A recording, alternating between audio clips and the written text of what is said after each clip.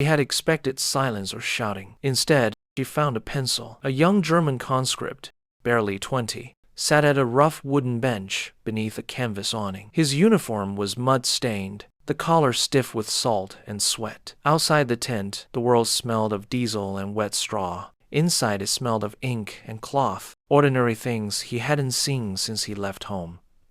An American guard set a sheet of paper in front of him and, with a quiet gesture, pushed a stub of pencil across the table. The soldier blinked, as if someone had offered him a piece of daylight. He had been told the story 1,000 ways. Capture meant shame. Rumor said the enemy would tear you down. Officers had taught them that surrender was the worst betrayal, worse than death. The home fires were to be guarded with honor, and to be taken alive was to bring dishonor upon your family. That lesson had been hammered into him by men with hard voices and harder hands. He had swallowed it whole. He had learned to prefer silence to confession. Now, with a pencil between his fingers, he felt a tremor not from cold, but from disbelief. Paper was small, common, simple, yet in that moment it felt impossible. He had not expected to write, not expected to be permitted to speak beyond the barbed wire. Why should words be allowed to travel when the world had taught him that silence was duty? He turned the pencil, watching the graphite catch the light, and thought of his mother's handwriting, of the folded maps that used to show his village like a dot on a sea. Across the tent, a cook ladled thin soup into metal bowls. A medic, sleeves rolled, spoke softly to a man whose hand trembled. An American sergeant moved among them with a clipboard, nodding, asking names. He did not shout. He did not take names to a ledger of shame. He wrote them down as if they mattered. "Name," the sergeant said in measured English, and the translator repeated, holding the soldier's gaze with a steady, human look. For the first time in months, someone wrote his name as if it was worth remembering. The contrast was sharp. In training camps, the word traitor had been painted in black across surrendering men. Posters had shown surrender as a rot that consumed honor. Here, the paper in front of him was neutral blank, waiting. When he tried to imagine his mother's face reading his words, the picture was brittle. Would she shout? Cry? Thrown his letter into the hearth as proof of shame? He did not know. He only knew that the pencil felt like a key. Facts can't convey what a pencil can. The Geneva Rules and Directives were a frame. They mattered in military files, but they did not explain how it felt to choose words again.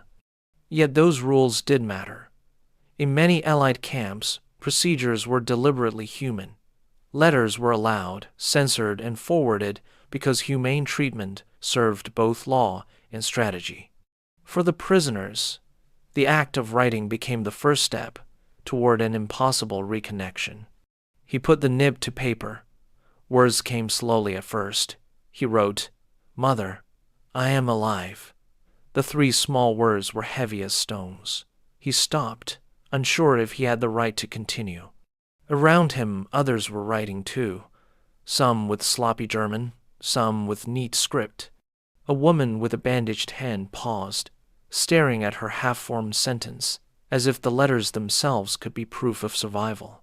An older conscript, his face hollow from hunger, scrawled a line so small it looked like a footnote, but each curve of his letter seemed to pull at his heart. The first letters were small miracles. They were a line thrown across an ocean of fear. When the camp clerks gathered them for inspection, the pens did not flow. Unchecked sentences were read, names logged, and some phrases removed. Yet, what passed the censor was enough. Someone at the other end might know his face, might fold the paper and place it on a table with a cup of tea. That possibility made men weep in corners where women had once been told to keep their eyes dry. There was more than food in the mess lines. There was, too, a steady quiet that forbade mockery and ritual humiliation. Guards ate alongside prisoners, sometimes offering a crust of bread with a nod. A soldier who expected a rifle butt found instead a plate placed in front of him. That plate eggs and warm bread tasted foreign not only because of flavor, but because of the moral shock it delivered. Here was a simple act that contradicted everything he had been taught. Not all accepted at once. For the first hour, some refused the cup of coffee, convinced it would poison them. They hid chocolate bar pieces inside their tunics, afraid that taking joy would mark them as traitors. But after days of safety, the routine of counts, the light in the morning, the steady bandaging of wounds, suspicion eased into something like trust. It wasn't immediate, and it wasn't complete, but the pencil on the paper was the beginning. Writing was not merely about informing a mother that a son lived. It was a psychic lifeline. Each sentence was a confessional, an attempt to stitch identity back together. Men wrote of rabbits they had hunted as boys, of the small bakery that sold rolls for a pfennig, of the smell of a river that ran behind a house. They tried to capture ordinary life in a language that somehow made the ordinary sacred. When those letters reached home, if they ever did, they carried a simple message. I am here. That message could unsettle entire households. Rumors spread quickly. In the trenches, talk had been of enemy cruelty. Across kitchens and farms, talk now crept like gossip. Prisoners were fed. Prisoners rode home. Those who fought on felt an uneasy tug at their hearts. If capture might bring bread, if the enemy showed hands that attended to wounds, then the black and white truths that had motivated men to hold the line began to gray. Loyalty that had been carved in slogans suddenly met the soft fact of a letter from a living son. Of course, not every camp was the same. Not every encounter erased hatred. Some wars were stricter, some guards harsher, but in many places, the policy favored preservation. For the occupying side, a prisoner who lived and recovered was useful for information and for legitimacy. For the pocket of humanity inside a compound, the moral consequences were immediate. Prisoners began to question what they had been taught about who deserved mercy. The man with the pencil wrote more.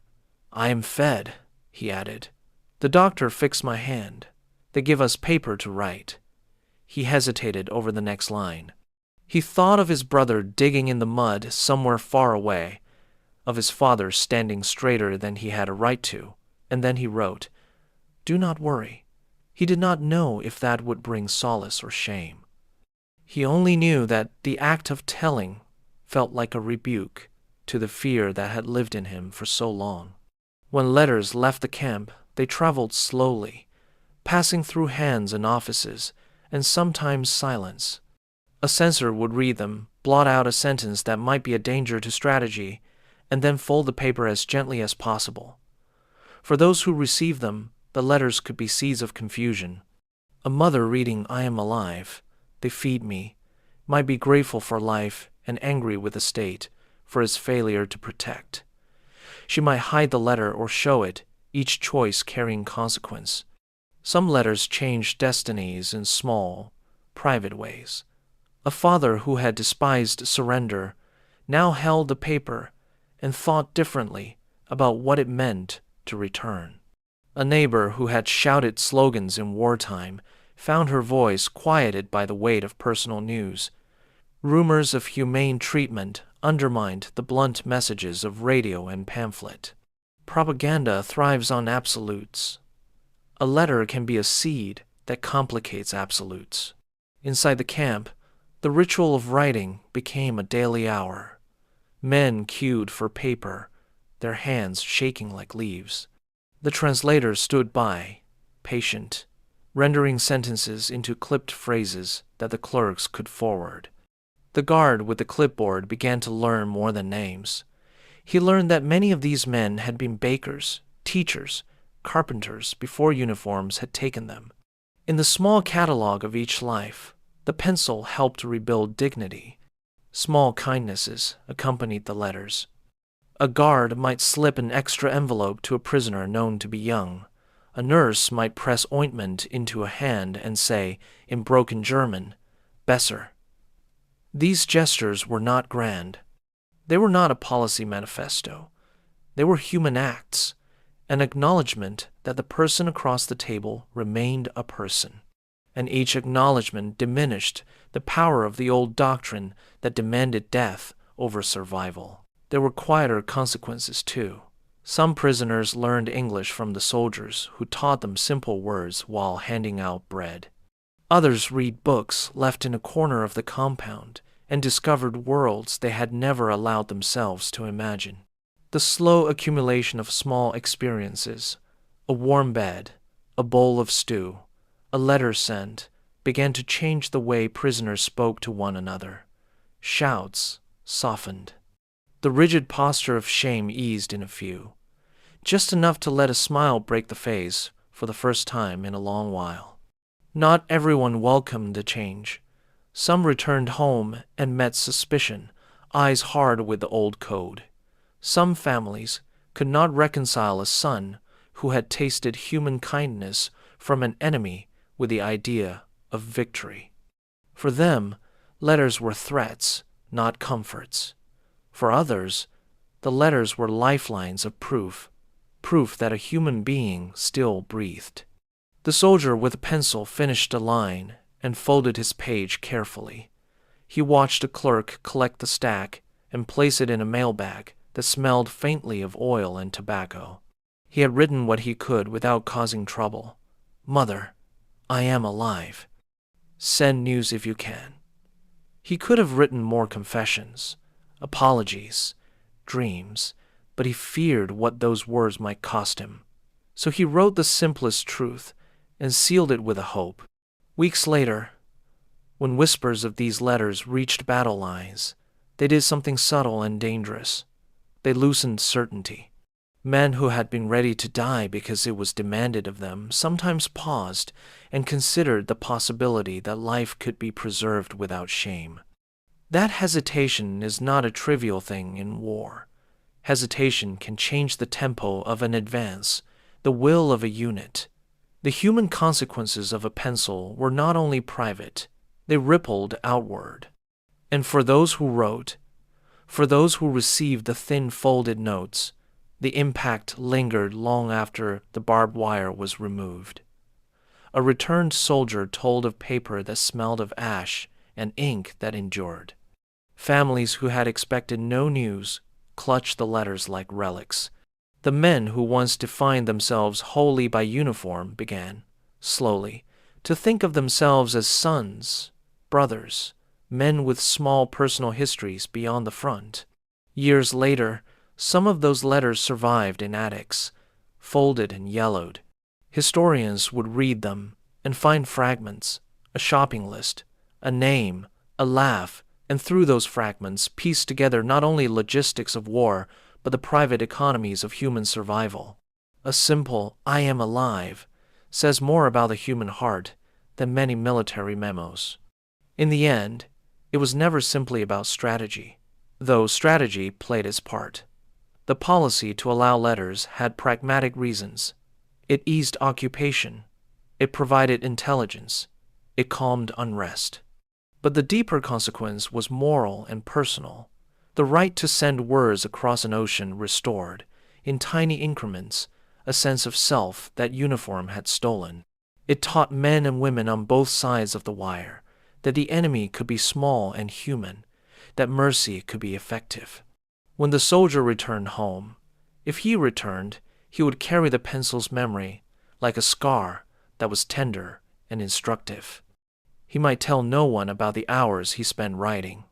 He might hide the letters for fear of shame, or he might read them aloud to a sister and watch her hands tremble. Either way, the act of writing had changed him.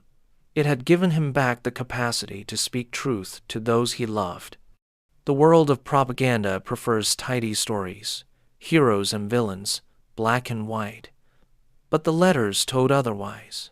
They filled in the gray spaces, and in those grays lived the complicated truth that human dignity can survive even in captivity, and that small mercies can fracture even the hardest belief. The paper, the pencil, the folded sentence, these were tiny instruments of change. They did not end wars. They changed the way people remembered them. So when you imagine prisoners behind wire, remember this. Sometimes the most powerful weapons are not rifles or tanks, but quiet permissions. Permission to speak, to name, to tell a mother that a son is still breathing. Those permissions can remake worlds.